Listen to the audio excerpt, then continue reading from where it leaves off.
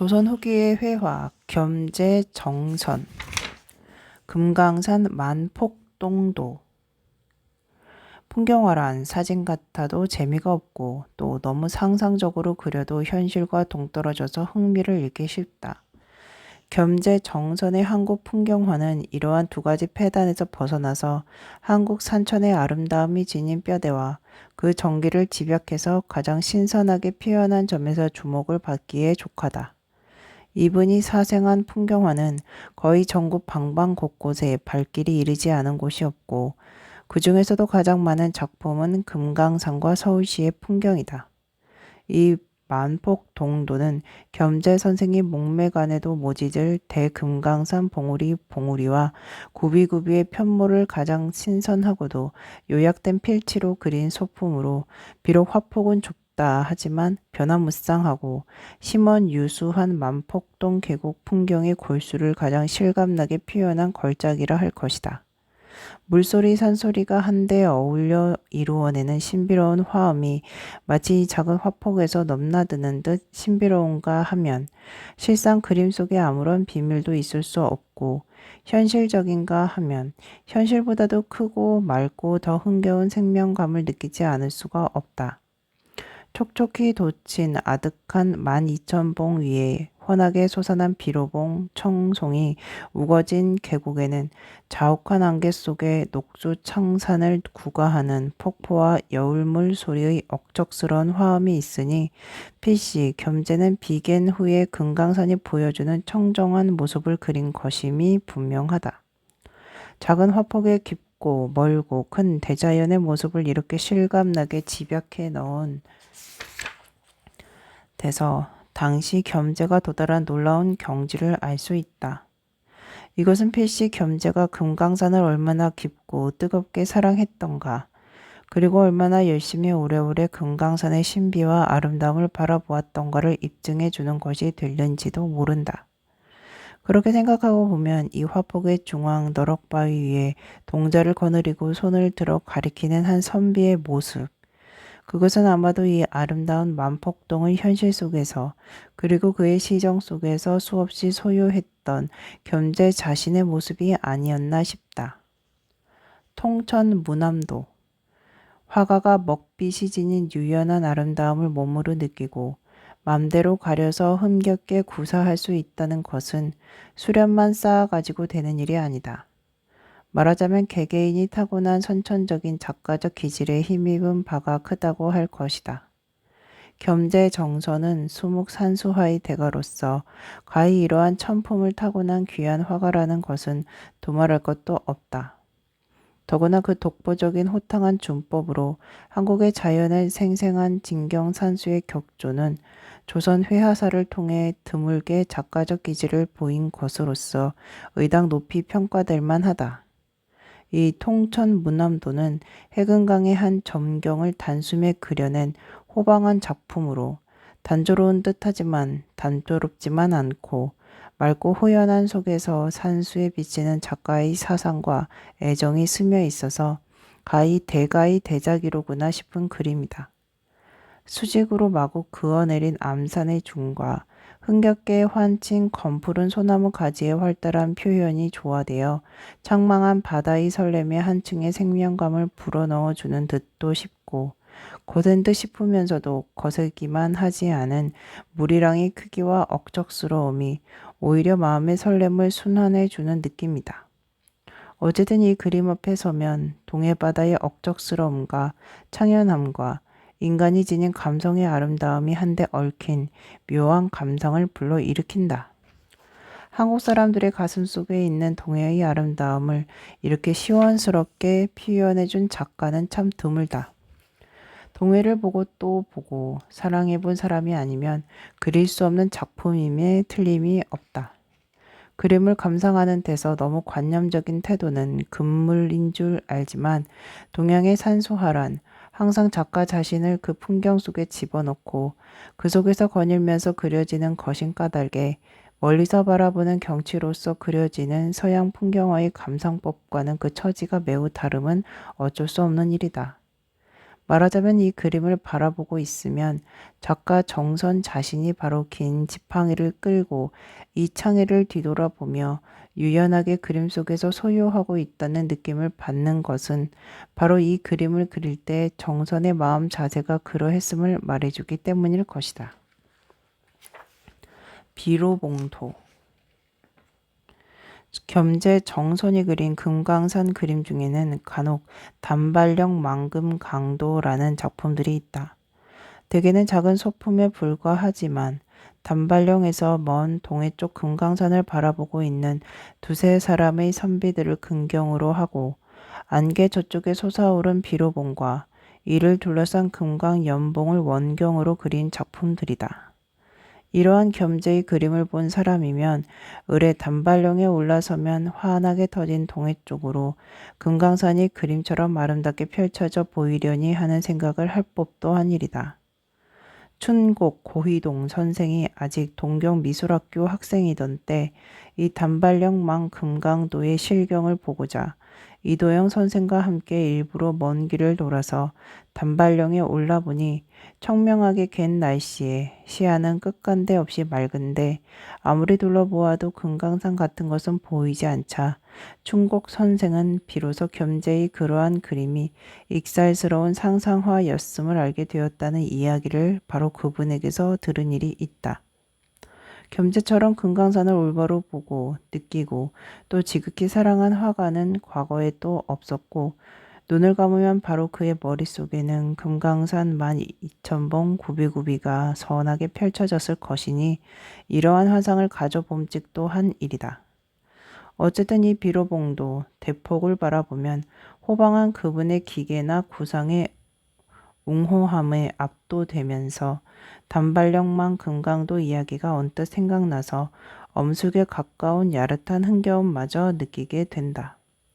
금강산을 그려서 이처럼 큰 기호를 표현한 예가 과거의 어느 화가에게도 없었고 이처럼 큼직한 폭을 숨돌릴 사이도 없이 빠른 붓끝으로 단숨에 그려낸 듯 싶은 이 작가의 장한 필력 같은 것은 다시 길려지기 어려운 것이 아닌가 싶다. 금강산을 그리려면 바라보는 각도와 화면 구성이 천태만상일 수 있지만 비로봉의 웅대함과 개골산 12,000의 신비로운 봉들을 이처럼 신나게 단폭의 화면에 구성한 그 상상력은 가공적이라고 탓하기보다는 오히려 금강산의 크고 장엄함을 너무나 올바로 아는 사람만이 할 수 있는 영감의 세계라는 느낌이 깊어진다. 따지고 보면 이러한 모양의 비로봉이나 홀립한 산봉들은 실경으로는 아무 곳에도 없지만 금강산의 크고 맑은 정기를 이보다 더 집약적으로 멋지게 표현할 수는 없다고 생각한다. 먹빛의 농담을 가려서 쓴 수묵일색의 붓자국의 자유자재라든지 붓끝의 움직임에 마디마디 맺힌 힘과 속도를 자신있게 간직한 점이라든지 좀처럼 아무도 흉내내기 힘든 필적임에 틀림없다 하겠다. 다시 말하자면 이러한 구상은 금강산을 목매간에도 잊지 못하고 살아온 겸재가 꿈속에서 얻은 영감의 소산이라고나 할는지 어쨌든 범속한 화가의 붓끝으로는 엄두도 내기 힘든 후련한 그림이며 잔재주를 부릴 줄 모르는 한국의 아름다움이란 때로는 이렇게 옹혼한 수도 시원스러울 수도 있다는 것의 표본을 우리는 이 그림에서 역력히 보았다는 느낌이다. 조옹도 상국의 여름물을 그려서 물보다도 더 시원한 맛을 낼 줄 아는 화가가 겸재다. 말하자면 한국 산하가 지니는 습기와 여름물의 속성을 너무나 잘 알고 너무나 좋아했기 때문이다. 낭낭하게 소리치며 흐르는 성급한 여울물이 있는가 하면 도란도란 흐르는 작은 계류가 있고 또 도도히 흐르는 대하의 용용수가 있어서 한국의 여름물 경치의 멋은 아마도 겸재가 독차지했나 싶을 때가 있다. 겸재는 그처럼 저국 산하를 사랑하여 팔도강산에 그의 발길이 미치지 않은 곳이 거의 없었고 정말 우리 강산과 정리가 통했다. 한국에 처음 나들이 온 청나라의 한 지식인이 한국의 산천을 보고 나서 비로소 겸재의 산수화가 신필임을 알았노라 했다는 이야기가 금석집에도 전해지고 있지만 조국의 산하를 그려서야 비로소 그의 붓끝에 신명이 솟구쳤던 것이다. 여름을 즐기는 방법과 더위를 피하는 버릇이 사람에 따라 다르기 마련이지만 말하자면 무더운 여름살이의 괴로움도 이렇게 아름답고 시원한 차원이 있다는 것을 겸재는 몸소 겪는 즐거움을 통해서 그의 여름 그림에 실감나게 담았던 것이다.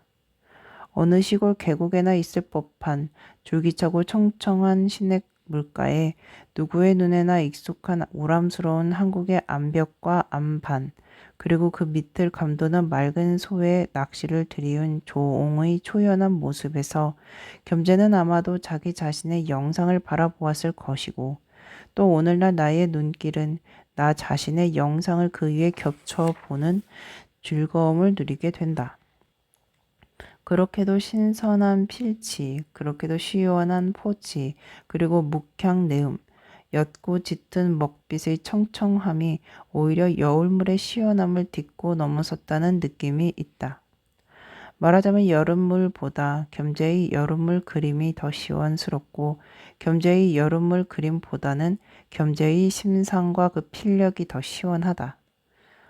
어립을 숙여 쓰고 정좌하여 시름없이 수면을 바라보는 조옹의 뇌리에 지금 무슨 생각, 무슨 사색이 오가는지, 마음의 신선함은 좋게 여름살이의 괴로움을 이렇게 차원 높은 즐거움으로 끌어올릴 수 있다는 것을 겸재는 자신의 여름 그림에서 멋지게 예시해 주었다. 인곡 6호토. 어디서 보았는지 지금 분명하게 기억하고 있지는 못하지만 지난날 겸재 관계 자료를 들추어 보다가 인곡이 서울 북교의 어드매라고 생각했다. 이 그림을 보면 인왕산 기슭 어디인 것 같기도 하고 또 자하문박 어디구나 싶기도 하지만 어쨌든 한적한 여름 상거의 그윽하고도 조촐함이 나로 하여금 언뜻 그곳에 올마 앉고 싶은 충동을 느끼게끔 해주었다. 마치 어디서 산비둘기의 구구한 청성맞은 울음소리가 들려오는 듯도 싶고 또 토담 밖으로 도란도란 맑은 물소리가 들리는 것 같기도 해서 상거 생활의 이상이 참으로 몸에 밴 사람의 그림이구나 싶기도 했다. 겸재는 명나라 이래 중국에서 크게 자리 잡은 남종 화풍을 구체적으로 자기 그림에 반영시킴으로써 남종화에 대한 서울 화단의 이해를 도운 사람이었으며 이 인공 유거도는 그의 독특한 암준을 바탕으로 하고 그 위에 남종화적인 감화를 나타낸 작품의 하나이다. 겸재처럼 서울과 서울 근교를 사생한 작품을 남긴 작가는 또 없었다. 따라서 서울을 사랑하기로 하면 아마 다른 작가들이 훨씬 미치지 못할 사람이다. 먼 산은 검은 암벽으로 표현하고 가까운 산은 미점으로 표현한 숲의 바탕에 역시 암벽이 깔려 있어서 서울 북교의 산들이 지니는 생애를 잘 파악해서 그린 작품이다.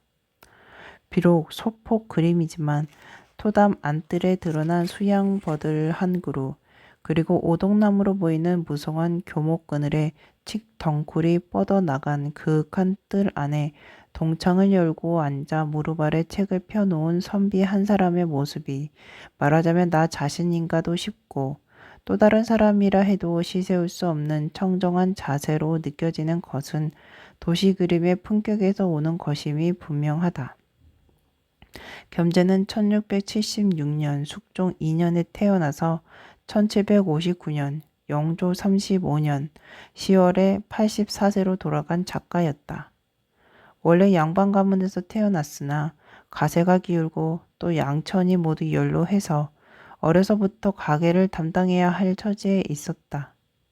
겸재는 도화시의 화원이 되어 조선 500년 회화자의 뚜렷한 거장으로 대성했지만 양반 사회의 빈정거림을 일생 감수해야 했다.